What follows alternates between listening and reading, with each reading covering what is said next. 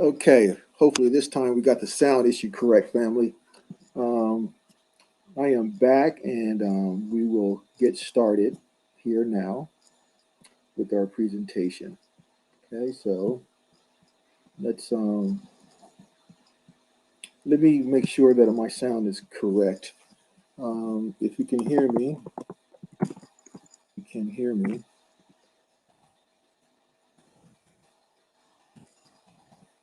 Please press one. If you can hear me, let me know. Put a one in the chat there if you can hear me. Make sure that I'm loud and clear.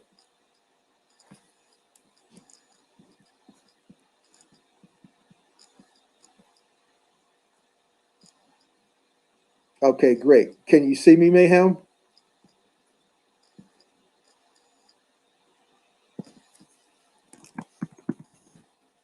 Peace.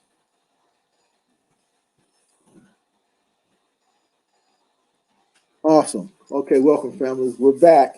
So, again, let me just go over and just clarify what my purpose is. My purpose is for us to get serious about our ancestral inheritance in the states. Many of our ancestors left vast estates, and unfortunately, many of us that those estates have been lost in memory, right? And it's our duty to confirm what our ancestors left us through genealogy, of course. So, but we're so focused on America um, that we've neglected other parts of the world where our ancestors came from, right? And so, as you see the title, The Hunt for Land Patents, with a focus on American returnees. So, as I mentioned before, American returnees would be those of us with ancestors who came from what's called parts of Europe, right? You know, Iberian Peninsula, and then from Iberia, which is today they call Spain, Portugal. Also, southern France is right part of that as well. Many of our ancestors from the Iberian Peninsula, through know turmoil and other civic and social problems, unrest, many were banished and many had to flee into other parts of Europe. So many of them went into southern France, what was called Germany today, um, British Isles, of course. So we will get into that hidden history. So I'll kind of, last time I did my previous presentation, I promised I would get into the history part of it so everyone will understand what I mean by American returnees. As I mentioned before, um, long ago, um, from America, there were colonies set up, and the British Isles in particular. There was several reasons. One reason was to control the tin mines in present day Cornwall area. And then also other reasons, they basically had to kind of prevent, and you get into the old manuscripts, the Pillars of Hercules, they had to actually prevent those that didn't want to come to America. So it was strategically important to set up colonies in that particular part of the world that we will focus on. Now, many of our ancestors there um, had to settle into other parts of Europe, and then it got so bad they actually had to come back. And we're talking, about 500 years ago. And many of those individuals were responsible for setting up our current, setting up the 13 colonies, which is, basically the beginnings of our republic. And unfortunately, now with these new people in the office, they're trying to destroy our republic. But we can't let that happen. So I'm first going to start off by, I want to kind of maybe sometimes, buildings, architecture will cry out and kind of touch you, your core soul. And that's what happened to me when I actually went to the Iberian Peninsula, what they call Spain today, a few years back in 2012 for a research tour. I went by myself, about 2 weeks there. I'm going to just share some of the images and hopefully, because when I was there, family, it actually spoke to me. I felt so connected.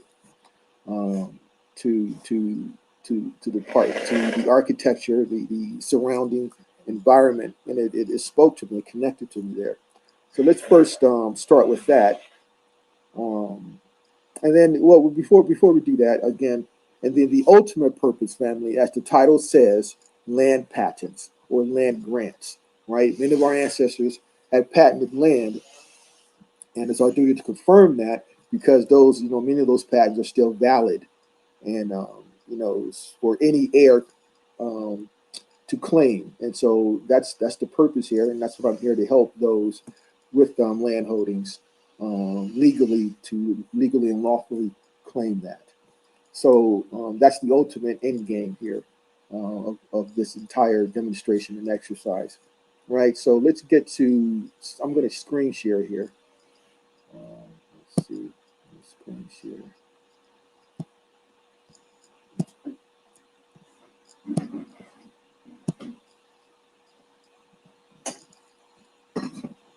Okay, so let's get to. Mhm. So I'll start with some photos here, family, that I took here. I need to make sure everyone can see that. Um, if you can see that image there, if I'm screen sharing, please put a 1 in the chat.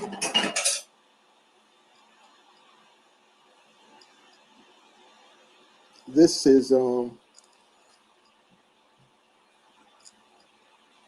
let's see here. Let me make sure everyone can see this here.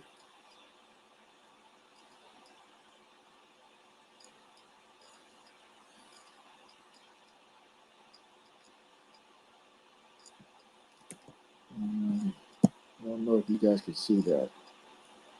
Okay, we can see that. Cool, great. Okay, all right. So this is the Alhambra, family. So this photo is taken at a distance. It's the Alhambra there, and if you notice, a lot of the architecture style is you see that all over North America. In particular, this particular style you'll see and structure, especially on the West Coast, California, um, right, and so also parts of the East Coast. Actually, when I was in New York, up in Tarrytown, near Sleepy Hollow, there's a lot of architecture similar to this particular structure here, right? And let's move to the next one. Now this is here. This here again. This is Al Andalus or Spain today. This is actually this particular architectural structure um, was basically like 12, 1300 years old, right? And it's actually the inside. This is a government. They use this as a government building, right? And so this is also in Alhambra. Many of the structures, the entire infrastructure and the city planning and layout is very ancient, and so they actually use their buildings and a lot of the government buildings and even like the hotel I stayed in, it was an old palace. So a lot of they just basically moved in and they're using the old ancient structures um, today there, all throughout parts of Spain there. And a lot of this, now look at this. This looks like something here. This one here, right? This looks like something you'll see kind of like in Manhattan, New York, right? Very similar architecture there. Again, this structure, this building here is very, very old here as well. And they make great use of the old structures. And I wanted to this kind of remind me of kind of like a brownstone type structure on the East Coast, if you notice, right? Very similar structure, right? And you can always, but when you follow migration patterns of humans, right? You know, architecture is one of the elements where you can make connections, right? So if there's similar architecture in Spain and similar architecture in America, then it's always that's another component to making the connection, right? Right. And so now I'm going to share a video I took while I was there, right, of some of this palace I got into, and again, hopefully a lot of this stuff will kind of resonate with you, right? That's the purpose. So I'm going to share some of the video here, footage I took of this particular palace, which is very, very important. And again, it's the similar connection of the architecture, the structure, the facilities, the gardens that we find in North America. And then once we move from structure, similarities, and connections, then we will get into the people as well. So I'm going to share this here. Short, the video very short.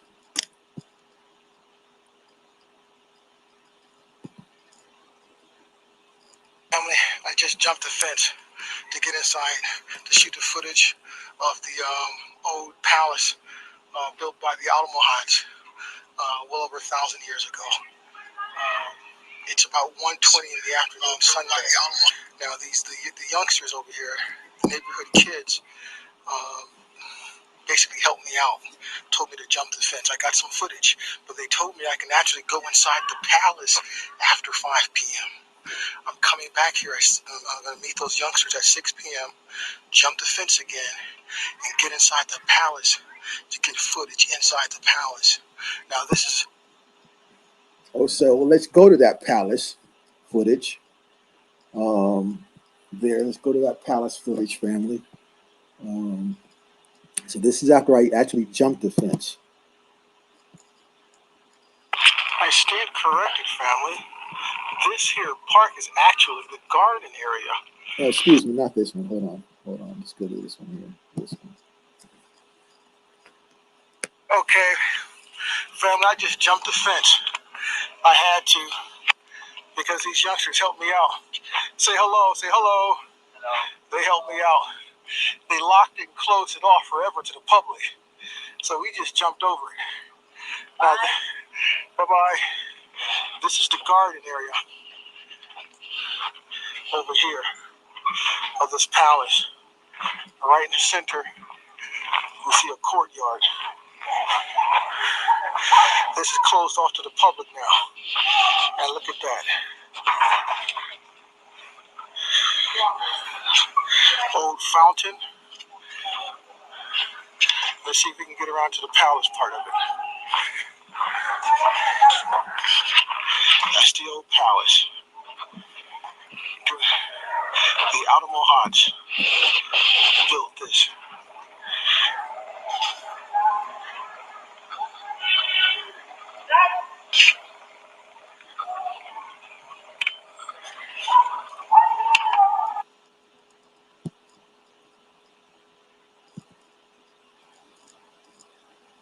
Okay, family. Again, I had to jump the fence to get inside here. The Puerto de Santo Domingo. I'm not supposed to be here, but I jumped it. Here, another fountain. Again, this is built during the time of the Almohads. Here's the garden. Of course, this was the palace, the living area there.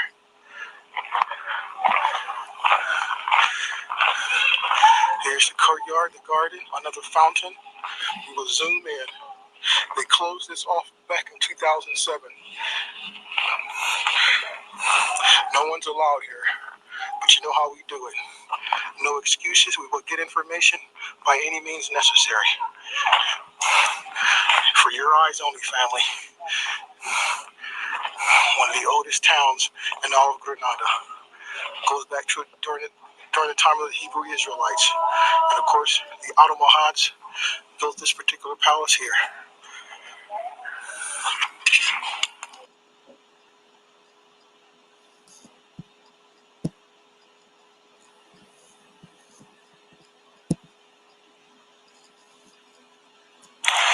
Well, just when you think you've seen everything, family, look at this here. This seems to be the biggest, largest pool in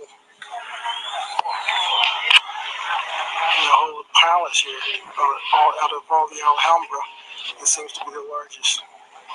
Look at that. That's impressive. Look at the structure, front. Again, I'm still in the Alhambra.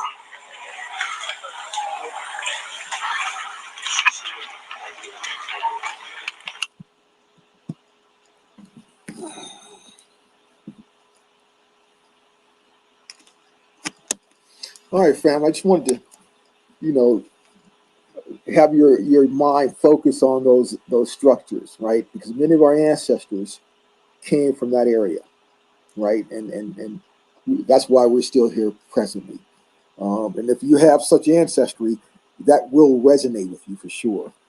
And I just want to, and then even if you know your ancestors are not American returnees, but you can still see a lot of the similar architectural styles, right?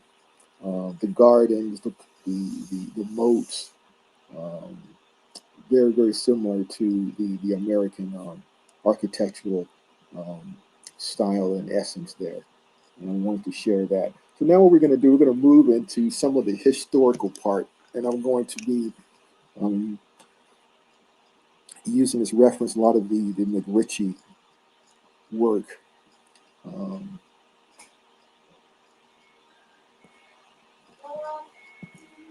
now, so let's get to that.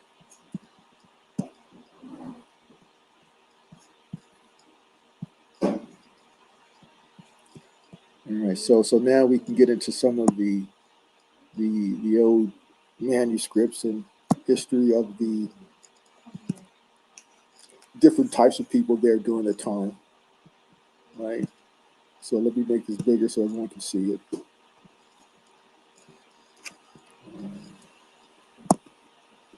Okay.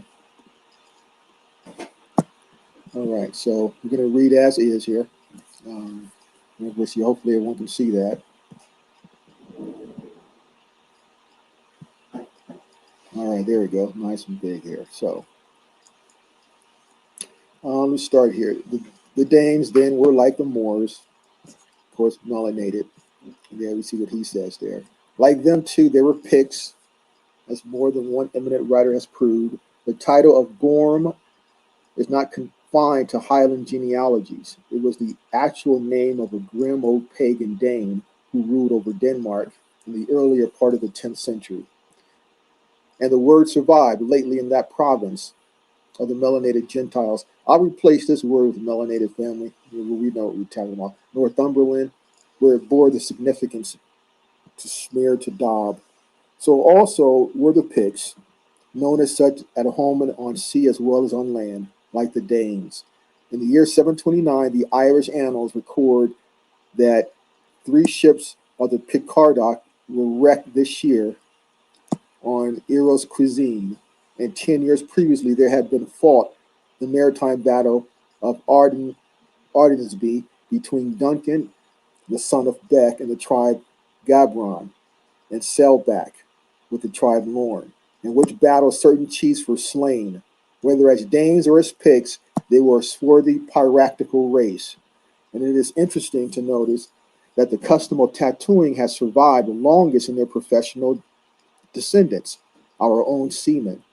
It is stated, I see, that although this practice was condemned in the year 785, it was not wholly rooted out of England till after the Norman conquest. It is really not wholly rooted out yet. But before leaving the consideration of the complexion of the Danes, it may well be to make a few more remarks thereon. Let's go to the next image. I had to take screenshots because I have the actual book. It is kind of, I think I bought it like maybe 27 years ago. And so, bear with me here. Let's make it a little bigger there. You should be able to see that. Okay.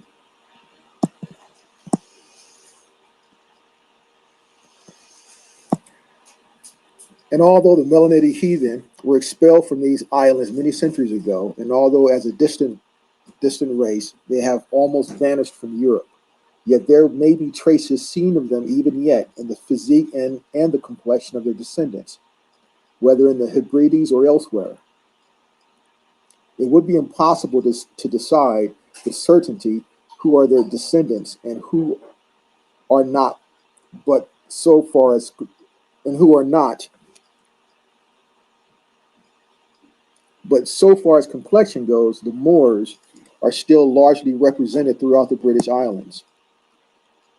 Although, of course, the crossing and recrossing of 30 generations, while increasing the number of descendants, has lessened the intensity of the resemblance to the ancestral stock. But the swarthy hue asserts itself still, though in a modified degree. Last century, when Martin described the Western Islands of Scotland, he remarked that the complexion of the natives of Skye were for the most part melanated. And the natives of Jura, he said, that they were generally melanated of complexion. And of Aran, that they were generally brown and some of a melanated complexion. The inhabitants of the Isle of Gigay presented a greater mixture.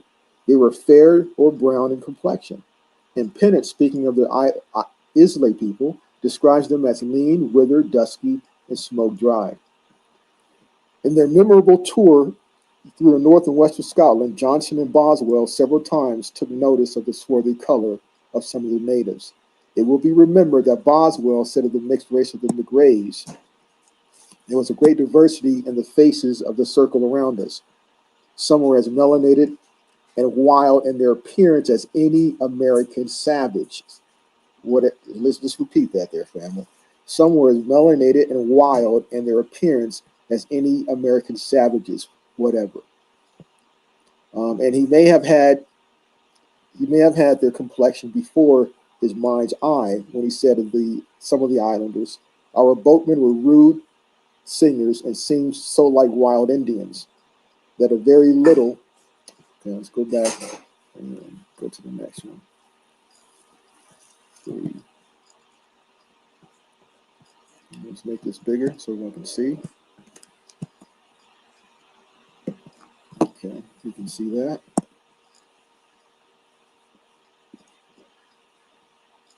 Okay.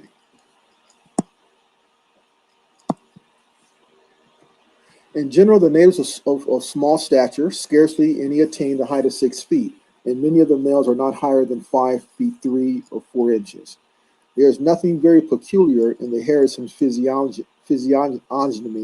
The cheekbones are rather prominent, and the nose is invariably short, the space between it and the chin being disproportionately long. The complexion is of all tints. Many individuals are as dark as mulattoes, while others are as nearly fair as Danes, modern Danes, of course. And so far as I have been able to observe, the dark race is superior to the fair in stature and strength. In respect to intellect, they are acute, accurate observers of natural phenomena, quick of apprehension, and fluid in speech. Okay, let's move on to the next one there. I'm going to make this bigger here. Go to the next one here.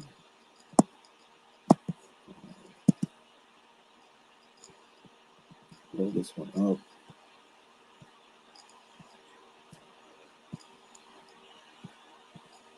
Okay, should be able to see that.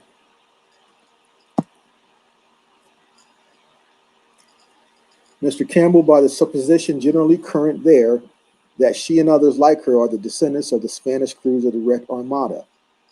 There's no reason to discredit such a belief, which, if correct, would place this girl out of court as a witness to Danish blood. The short, dark natives of Barra, being indeed themselves sufficient. But it may not be necessary to go so far away from the Hebrides to find an explanation of a gypsy face among the people of these islands, or of the neighboring highlands. Whether we look, therefore, at the Danes of history, or to the people who today have the best claim to be regarded as their descendants, we see before us men of swarthy skin. And what is more, we see that Meredith and Southern Welsh of the 10th century were, by inference, Xanthrochoi. And the axe stretch proving this have also shown to those of us who were previously in ignorance that the Welsh of Cardiganshire and other parts of West Wales are largely, if not wholly, Normans. And since Pembroke was, in the 12th century, partly peopled by Flemings, there must also be a considerable infusion of Flemish blood among the Pembrokeshire Welsh of today, so that in Wales, as in the Scottish Highlands, an immense number of people who believe themselves to be Celts and who are fully enthusiasm of the subject of the Celtic languages. Let's go to the next one there.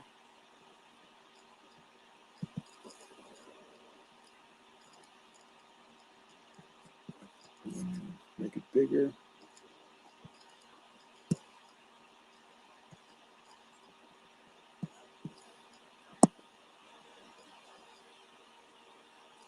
Thus, the legends and the history of the Scottish Highlands are both witnesses to the existence of purely melanated people. The Welsh traditions bear similar testimony. The hero Peridor, son of Everac, discovers a company of bald, swarthy youths sitting at the hall door. Okay, go to the next one. So we're getting more clear on, what video these individuals look like. Now I gotta flip this here. So let's download it so I can turn it straight. There we go. Okay, make it a little bigger.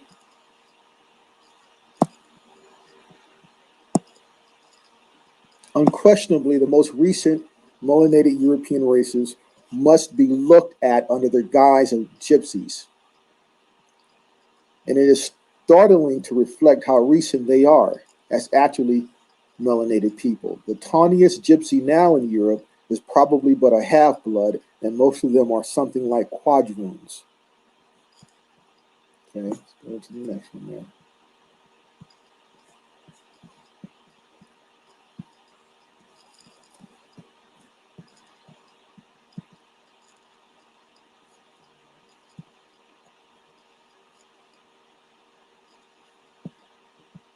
Let's download this so we can see it. Turn it around so everyone can see clearly. There we go. The fact that the aristocracy of this race were great nobles, possessed of lands and dignities in France as well as in their own country, the leading figures in Scotland for several generations, and almost the occupants of its throne, this fact in no way affects the ethnological deduction just arrived at. The eye of the peasant sees only the most apparent characteristics of the local overlord, the peasant understanding nothing of his historical attitude. This may be seen in 1,000 instances. Therefore, to a certain section of the peasantry of Galloway, the melanated Douglas was simply a swarthy tyrant, like the melanated oppressor of Welsh tradition, or that of other melanated knight recorded by Halliwell. Okay, so we get into this here. Let's go to the next one there.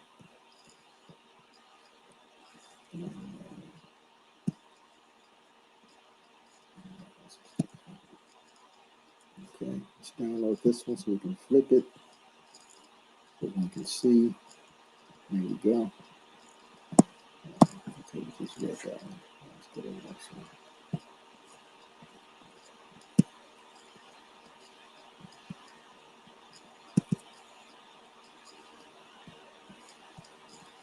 Okay, now let's go up here. Let's go up and make that connection. A little bit higher. Okay, here we go. Let's make this bigger so everyone can see. Everyone can see. Here we go here. Okay, you should be able to see that there. Okay, now this is very, very revealing here.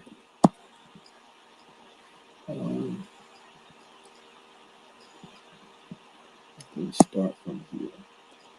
It ought to be remembered that not only were the early Scots traditionally supposed to have come from Egypt, but they also made use of hieroglyphic writing. Boke tells us in the New Maniers and Old of Scottish that in all their secret business they use it not to write with common letters used among other people. I'm just updating the language, it's kind of old English. But with ciphers and figures of beasts made in a manner of letters. As their epitaphs and superstition above their sepulchres show, nonetheless, this crafty manner of writing, the sin I cannot say, is persist, and yet they have certain letters proper among themselves, quick war, sometime vulgar and common. Thus, the genuine Scots of history stand connected with the Egyptians of antiquity, as well as with their modern British namesakes, and form the bridge that spans the immense chasm which divides the great Egypt of history from the much discredited Little Egypt today. All right, let's go to the next one there.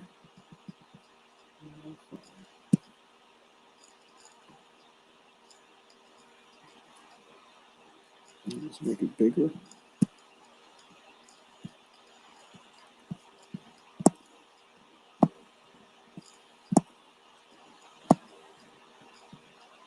Okay, so I wanted to get into these footnotes here for me here. All right. So, for when applied by non-Egyptians to Egyptians, the name of Scot very naturally bore this meaning.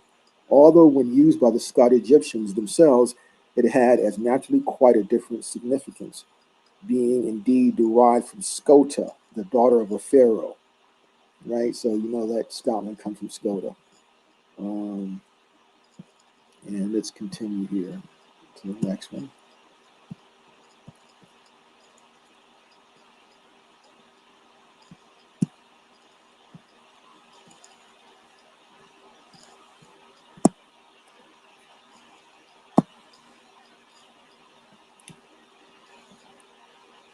It may be urged that the reason why gypsies, instead of traversing England in companies of nearly 100 persons each, are reduced to groups of 10 or 12, is this that, owing to the fierce and desperate nature of these castes, up to quite modern times, great numbers of them suffered violent deaths or were transported. People who were perpetually fighting each other and as persistently breaking the laws of the country cannot be expected to live long themselves, and consequently cannot leave many representatives behind them. And where they have been transported to the plantations, as many were, their connection with this country has equally come to an end, though their descendants are found in great numbers in these same plantations at the present day, coming under the heading of American or Australian gypsies. There can be no doubt that such people have been greatly diminished, that this accounts completely for the reduction of those large companies to small groups and pairs of units. Right, and you see that connection of being transported over to the American plantations. Many of them, right? Indentured, of course. And let's go on here, make this bigger. There we go.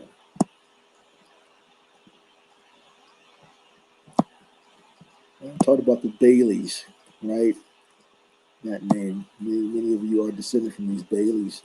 And it is beyond question that such men, if found among the royalists of the preceding century, would not have differed in any degree from many of their fellow cavaliers. However dark in complexion a Bailey was, he was not likely to be swarthier than Charles II. Okay? Now let's move to the next one.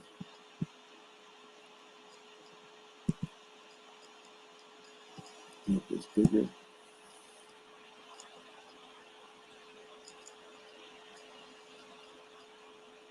Okay, you read that one there. Just a nice translation. Make it bigger.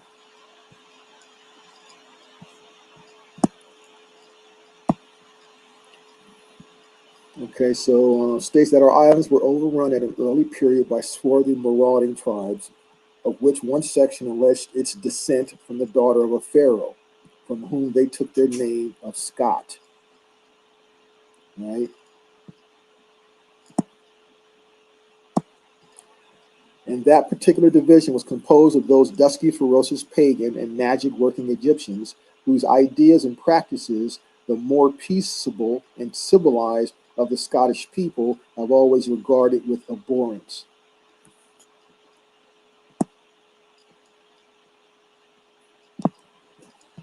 Okay,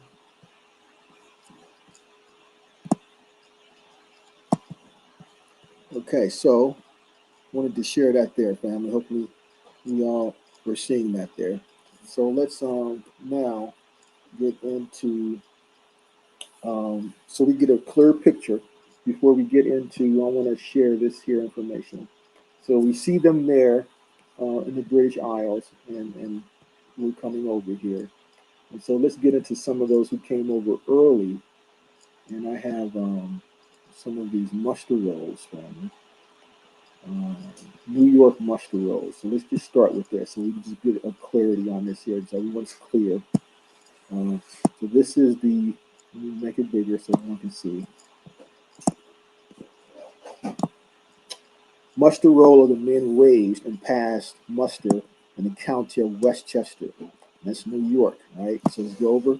You see the year, 1759, right? That's the year, 1759.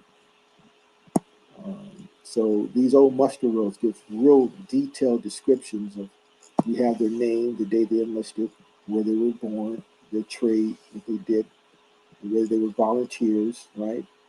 Which under which captain they were mustered under, right? And their stature, height, and the description, all right? So let's just get into some of this here. I want to see this here, right? So let's start with this one here, the Weaver. This Weaver. So we see here Richard McMaster, right? Richard McMaster. He enlisted March 15th. And so he's 39 years old. So he's 39 years old in the year 1759, right? So we do the math on that. We do the math on that, right? 1759, and he's 39. So he was born in 1720, right? Mr. McMaster. And he's from Ireland, and he was a weaver, and he volunteered, right? Captain Purdy's company, and he was 5 feet 6 inches. Description: he was light-eyed and brown complexion, right? Um, let's get into one from Connecticut. Ichabod Ogden. He mustered March 12th. He was 17, very young. Connecticut. He was a cordwainer. He also volunteered, right?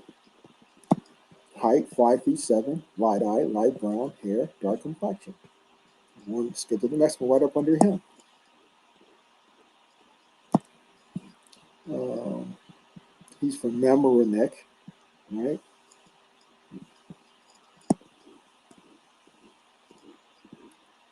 5 feet 6, black eye, black hair, dark complexion. One up under him. Amos Quarters from Rise, a laborer, volunteered. 5 feet 7, black eye, dark hair, dark complexion, right? And I think they just get to. They think they have also a lot of Indians here as well in some of these muster rolls. Let's look at some of those real quick here.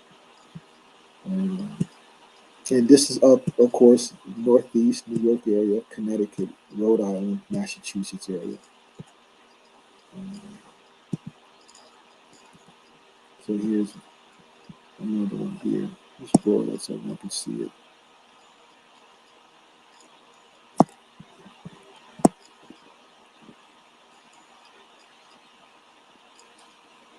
Okay, here's one. Look at this Daniel Deer. Right, from Germany. 5 feet 6, dark haired, eye, dark complexion. So what we're doing, we're making connections here, family. So everything is connected. So we started off looking at architecture over in the Iberian Peninsula, right? Then we got into some of the manuscripts that the sources McRitchie used, describing the physical appearance of the individuals there. And now we move actually to North America, and everything's connected. So we're confirming everything, right? That a lot of the and then it also talked about Princess Skoda um, being there. And as we know, the many of us are well advanced in this information. We understand that the major Egypt is North America, or the Americas Minor is what they call it over in Africa today. So we can't be confused on that. So when they came back, they didn't go there to that continent. They came to the Americas, right? So we're clear on that. Um, and let's go to the next muster roll. Remember, this year is 1759. This is even before the United States Republic was even established. Way before. Here's one here. Hugh Campbell from Scotland. We just were reading that there in the McRitchie's work there, right? 5'6", black hair, black eye, dark complexion, right? So we're confirming, we're just linking the chain up as we go along there, family, right? So let's finally get to a modern American returnee, one of the most famous ones. And he's, of course, on the thumbnail. This here is William Henry Cosby. Family, William Henry Cosby Jr., right? Now, we will start big here. So I did this entire genealogy as far back as I can go. So let's blow this up here so you can see this here. All right.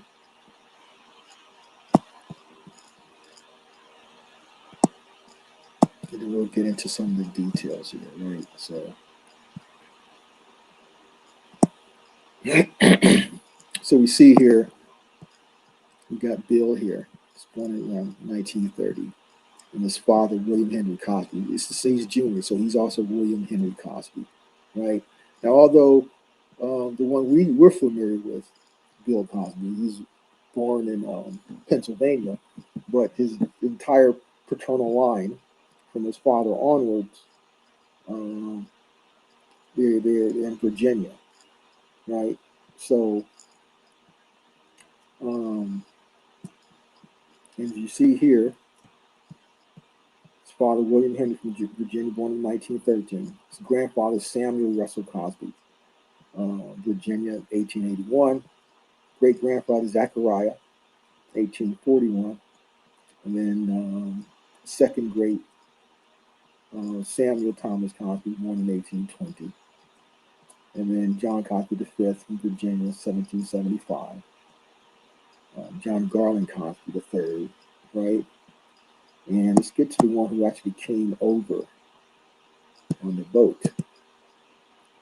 So it will be here. Charles Cosby from Ireland, 1585 born. But he came with his son, John Cosby Sr., right? Came over here. So we're going to get into some of the esteemed deeds of the Cosby house. So I got doing the genealogical search, found a whole lot of that great information about the Cosby line there. And I will share here. So let's see this here. All right, so here, let's make this bigger. So we see here Alexander Cosby, right? But if we go back to the thing I created here, right? The Bill Cosby Paternal Genealogy, Alexander Cosby's here. Right here is ninth removed grandfather, Alexander Cosby from England, born 1552. We get back to what we're seeing here, right? Now, this information here, of course, came off of the ancestry. Right, so you get a lot of interesting genealogical information about family stories. So let's go over this a bit. Hopefully, you can see that. Alexander Cosby appears to have been engaged most of his time in clan warfare with the O'Moores, the hereditary princes of Leix, Camden, and his life of the Queen Elizabeth recites that he was once taken by Rory O'More near Leland, and that he was rescued by Harpool when bound to a tree, but not before being badly wounded by Rory Oak's knife.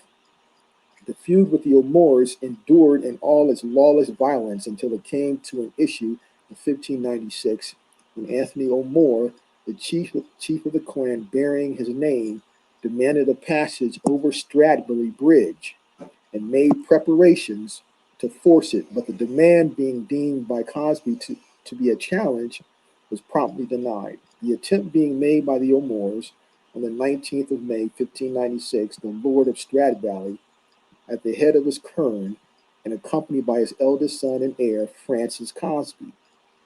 See, so Francis Cosby, his son and heir. So let's go back to the sheet here.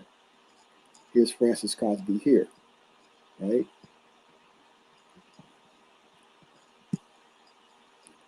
Engaged in combat on the bridge, the contest being witnessed from a window in the Abbey by Dorcas Sidney and her daughter-in-law Ellen. Francis Cosby had married about a year before Ellen, daughter of Thomas Harpool, Esquire. Okay, and let's go over to the next one. Okay, let's pull this up.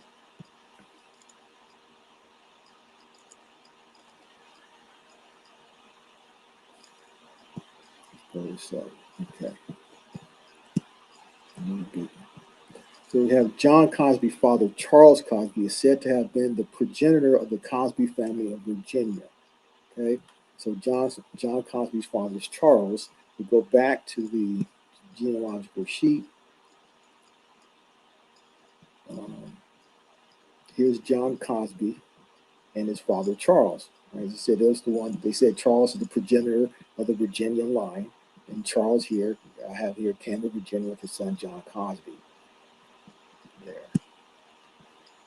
Okay, so let's read a little bit of this here. John Cosby's father, Charles Cosby, is said to have been the progenitor of the Cosby family in Virginia. He was the third son of Alexander Cosby and Dorcas Sidney, his wife. He was born September 12, 1585, married in 1623, Mary Loftus, daughter of Adam Loftus of Trinity College, Cambridge, and said to have been chaplain to Queen Elizabeth. Mary Loftus Cosby died probably a year after her marriage and left one child, John Cosby. The ancestry of the Cosby family has been traced to Alfred the Great through Charles Cosby, son of Alexander Cosby and his wife Dorcas. Alfred the Great family, the King Alfred plan. So we heard of that. And let's get back and look at the next one.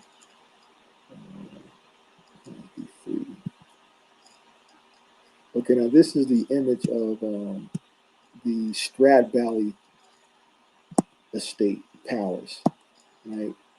And the Cosbys managed to get this back. Now, one of Bill Cosby's relatives, Thomas Cosby, currently lives there today. Right, so this is still in the Cosby family control here, this estate, and it's basically a popular tourist museum there.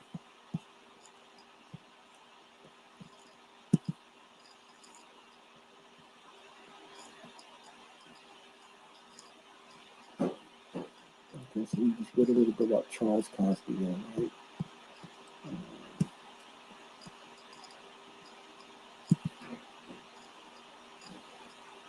So let's kind of end with this here about these Cosbys here. Cosby family produced a succession of admirals, soldiers, politicians, colonial administrators, and diplomats. And they left out comedians. I'll add that. In 1772, the diplomat Dudley Cosby, first and last Lord Sydney of Strat Valley, began a new house in part on a healthier site, but promptly died, so his successor had to sell 5,000 acres to complete the project. A century later, Robert Cosby inherited a fortune, built more townhouses, and employed Sir Charles Lanyon to remodel and enlarge Strat Valley Hall in the Italianate style. The north front, with its massive pillared porch, faces a broad stretch of tree-studded pardon, while the garden front overlooks the terraces. And so that's the image I just showed you of the Strat Valley Estate Palace there. So I want to share this here. This is the most important thing here, family. This is where we're getting the nook and cranny of it all. The land grants, land patents. Okay. So as I stated, let's go back to this here. So it's Charles Cosby who came over with his son John Cosby. And this particular son is the one who got, although Charles had a few grants, this son here, we're going to go over and look at some of his land grants, patented land here. Okay. So this is from the patent deed book here, patent book number 4, Virginia. Let's blow it up so everyone can see it. And there it is. There it is, John Cosby. All right, so this Cosby here is this one here. The 7th, John Cosby Sr., this one. Born 1623, he died 1696. And these patents were, I believe, 1656. So here, John Cosby, 760 acres, New Kent Company, January 5th, 1656. Okay, and this is the land description on the northeast side of Mattapony River, beginning on the southeast side of a branch of Aquatonoco, southwest northeast to lines of Lieutenant Colonel Robert Abrail's land. Okay, so this is the one here on this particular date for 760 acres. And on the same date, he got another one, 1,000 acres in the same county. On the south side of the York River, adjacent land of Mr. Anthony Langston. And then again on the same day, he got another 800 acres in the same county and date, right? So if you do the math on this, this is 1560, 2560, 2,560 acres, right? And as I mentioned before, 1 acre equals 43,000 square feet. So that's 2,500 times 43,000. So we're talking about 107,500,000 square feet, family, right? So now I remember there was a time when Bill Cosby put a bid in to purchase, I believe it was NBC, one of the big television stations there. It was either ABC or NBC. He actually wanted to buy the entire station, but they didn't let that happen at the time, right? And then before the entire issue started with the alleged, peers with the females, there was he refused to lease or give away his land to. I think they wanted to run a railroad through it, right? So, but this of course, these dealing with these patents and land grants, they never expired; they're forever there, right? And of course, Cosby would definitely know that and would know his genealogy as well, right? So, but this is his inheritance here. I want to share there with the family there, and I actually have wanted to share this here from a potential from one of my new clients here. Um, and I want to show something very important with the hijacking and stealing of identities that I came across by the Mormon church, right? So let's pull this up. Now, I'm not going to mention my new client's name, but these are some of his ancestors. Also came up out of Virginia there as well. The Hayes line, right? So um, now this is what I discovered what they're doing. As you know, the Mormons are the custodians of all of our records up there in Provo, Utah there. But they've been doing some very, very uh, dishonorable things when it comes to people's ancestors. They've been claiming them. So let me show this to you here. So this Hayes line, right? And let's show this here. Let's get to this here. Okay, let me find it here. Okay, here it is here. All right, so this is again, this is also out of Virginia. Cavaliers and Pioneers, Abstracts of Virginia Land Patents here, Patent Book 1. Okay, so he's a Hayes. So this is the particular ancestor who was issued the 350 acres in the Isle of Wight County.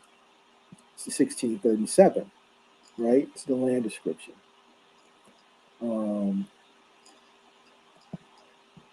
So, but doing a deeper dig on his line, I came across this here, which is very, very disturbing.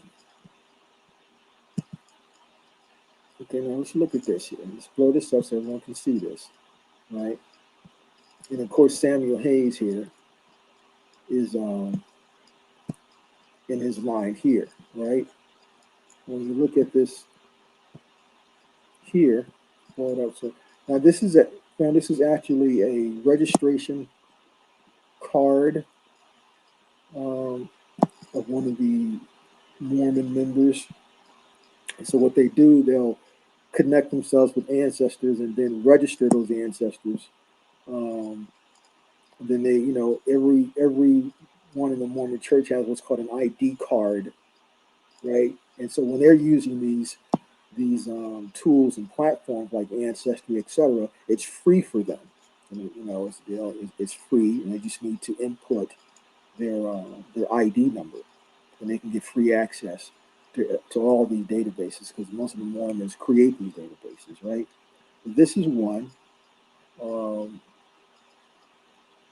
church-going Mormon who is connecting themselves to Hayes. So you see here the birth 1690, Isle of Wight, there, male, record ID number here, right? And they have all these registration numbers. So then they have here who died here, Northampton County, person ID here, right? So then you get down here, then they get to his father, Peter Hayes, saying that Pagan Creek Plantation, Isle of Wight. But now, when I my research here, this is incorrect information because there's no record or evidence that this particular Peter Hayes is from this Isle of Wight, right? So let's get to the next one here because this is what they do.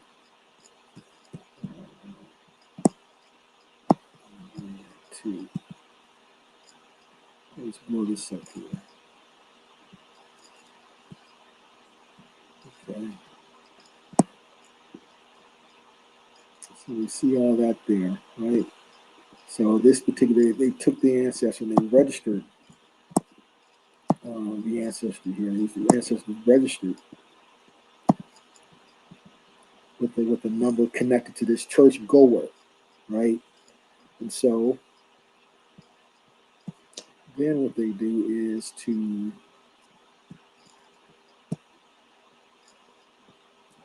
pray and they baptized that to be the ancestors, right? Not modern day. Let's find where that information is at here. One second. Looking loud and clear.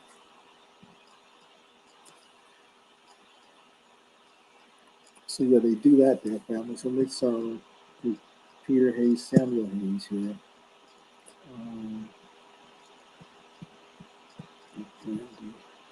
Samuel Hayes. That's the same. Okay, and also let me just give you another research tool here, family. While I'm looking up that other information.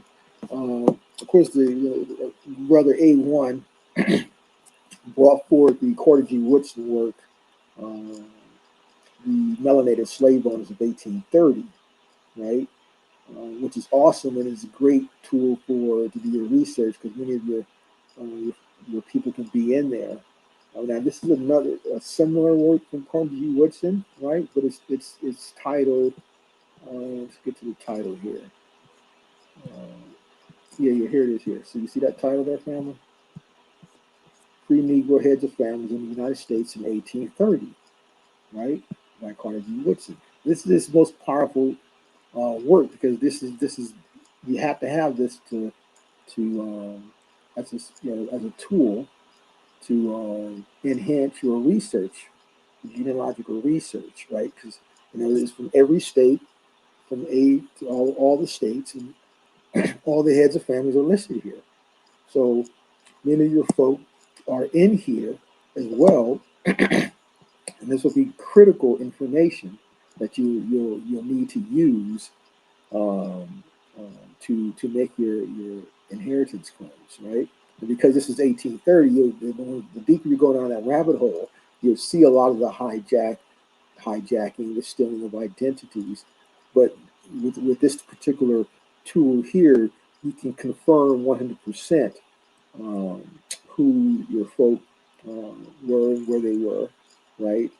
So again, it's this is the title.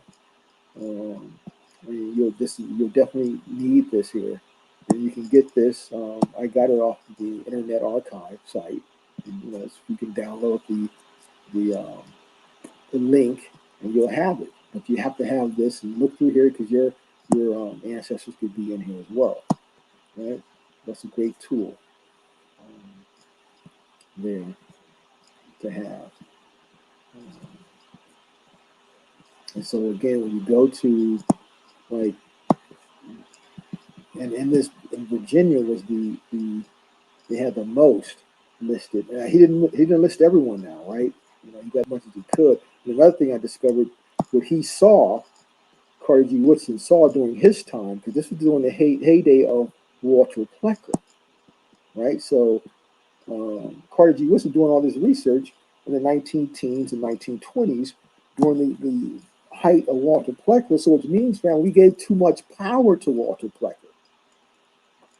So what Carter G. Woodson saw in those records, we can't see that because they altered them, they changed them, and that change had to have occurred after the 1930s, 40s,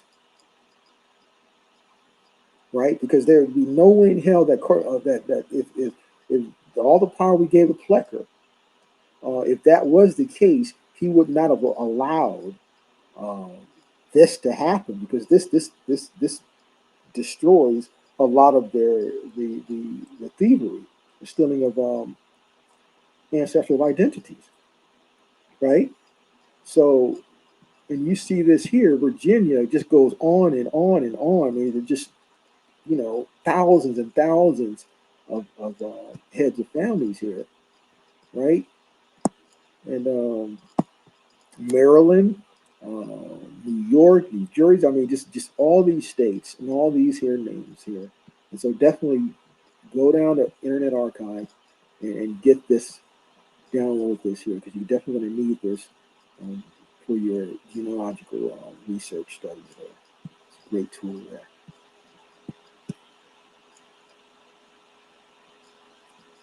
And so I wanted to find that Mormon information. I guess I'm going to have to continue that for the next presentation. So basically, what they do is, what the Mormons do, the reason the genealogical information is important for them because they want to take the ancestors back then and they'll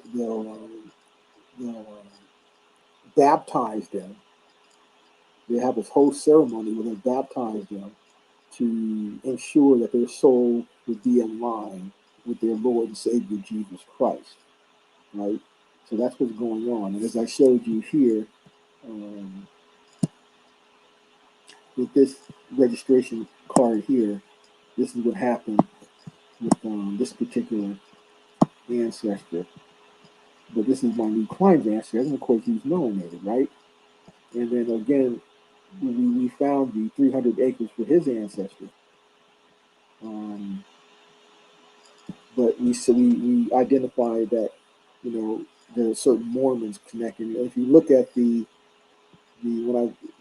my next presentation, which will be in a few days, I'll continue with that Mormon hijack, just to end it, to make it a whole day. We'll complete that there. But that's the important thing, family. So one of the most famous American returnees, Mr. Cosby,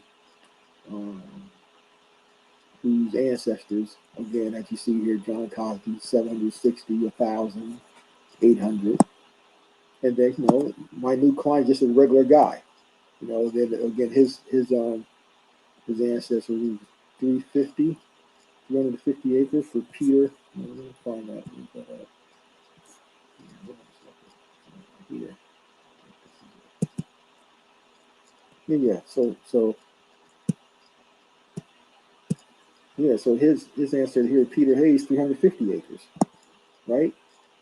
See, so the important thing is, yes, many of us, of those with Aboriginal American ancestry is good, but a lot of us have, come from lives with American returnees that we would be foolish to ignore that and not dig deep into that, because many of those individuals were given patents. So you could be sitting on a national treasure and not know it. So it's your duty and responsibility to get serious and confirm all of that. That's what all this is about.